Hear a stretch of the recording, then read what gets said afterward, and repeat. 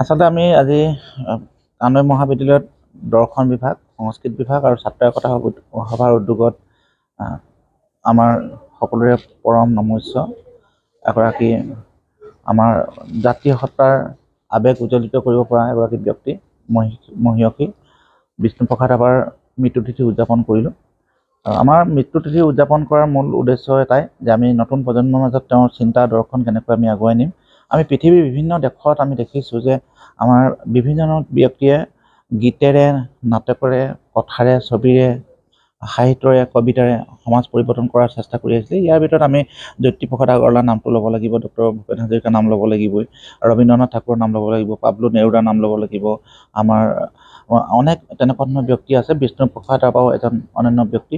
আজি নজৰুল ইছলামৰ নামটো হয়তো নল'লেও আমাৰ ভুল হ'ব। গতিকে এইসকল ব্যক্তিয়ে এটা কথা ভাবিছিলে যে আমাৰ বন্দুকে বা অস্ত্ৰৰে নহয়, আমাৰ সমাজখন পৰিৱৰ্তন কৰিব পাৰি গীত, নৃত্য, কলা, সাহিত্য, ছবিৰে। গতিকে বিষ্ণুপ্ৰসাদ ৰাভাই যিখিনি আমাৰ অসমীয়া সমাজক বৰঙণি দি থৈ গ'ল আৰু তেওঁৰ চিন্তা দৰ্শনখিনি আমি আগুৱাই নিবৰ কাৰণে, আমাৰ নতুন প্ৰজন্মক তেওঁক চিনাকি কৰি দিবৰ কাৰণে আজি এই দিৱসটো উদযাপন কৰিছোঁ। আৰু তেওঁৰ যিটো চিন্তা বা সপোন আছিলে সমাজখনক একত্ৰিত কৰা, সমাজখনত ভেদভাৱ থাকিব নালাগে, কোনো ধৰ্মত, কোনো জনগোষ্ঠী, জাতি, এনেকুৱা ধৰণৰ দুখীয়া বা ধনী এইবিলাক কোনো শ্ৰেণী বিভাজন থাকিব নালাগে। তেওঁৰ সপোনৰ সমাজখন আছিলে সেইখন সমাজ যিখন সমাজত আমি জীয়াই থাকিব পাৰোঁ মানুহ হিচাপে। সাম্যবাদৰ যিটো ধাৰণা, সেই ধাৰণাটো তেওঁ বিয়পাবৰ কাৰণে চেষ্টা কৰিছিলে, সেইকাৰণে কঠোৰ পৰিশ্ৰম কৰিছিলে। আৰু সেই ধাৰণাটো আগুৱাই নিবৰ কাৰণে সমগ্ৰ বিশ্বত কেনেকৈ সেই বিষ্ণুপ্ৰসাদৰ ধাৰণাটো আমি বিয়পাব পাৰোঁ, নতুন প্ৰজন্মক গোটেই গোলকীকৰণ পৃথিৱীখনলৈ লৈ যাব পাৰোঁ, সকলো মানুহ যে সমগ্ৰ বিশ্বখনত একেলগে থাকিব পাৰে, একেটা চিন্তাৰে থাকিব পাৰে, সেই চিন্তা দৰ্শনখিনি আমি উজ্জীৱিত কৰিবৰ কাৰণে বিষ্ণুপ্ৰসাদ ৰাভাৰ যি সপোন আছিলে সেইখিনিক আমি আজি স্মৰণ কৰিছোঁ। মই ধন্যবাদ জনাইছোঁ উদ্যোক্তাসকলক, এটা সুন্দৰ অনুষ্ঠান আমাক আজি দিলে।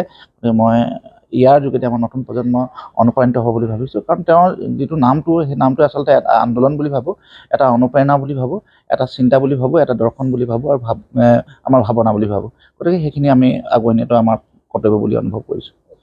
বিদ্যালয়ৰ দৰ্শন বিভাগ, সংস্কৃত বিভাগ আৰু ছাত্ৰ একতা সভাৰ উদ্যোগত বিষ্ণুপ্ৰসাদ ৰাভাৰ মৃত্যু বাৰ্ষিক অনুষ্ঠানটো আমি আয়োজন কৰিছিলোঁ।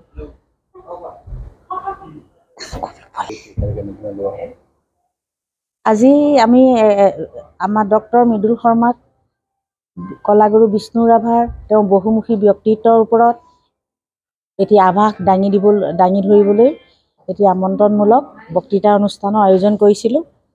আৰু বিষ্ণুপ্ৰসাদ ৰাভাৰ বহুমুখী ব্যক্তিত্বৰ বিভিন্ন দিশসমূহ সামৰি আমাৰ অধ্যক্ষ মহোদয়েও সুন্দৰভাৱে তেওঁ জীৱনালক্ষ্য দাঙি ধৰিছে। আৰু অনুষ্ঠানটো কেইগৰাকীমান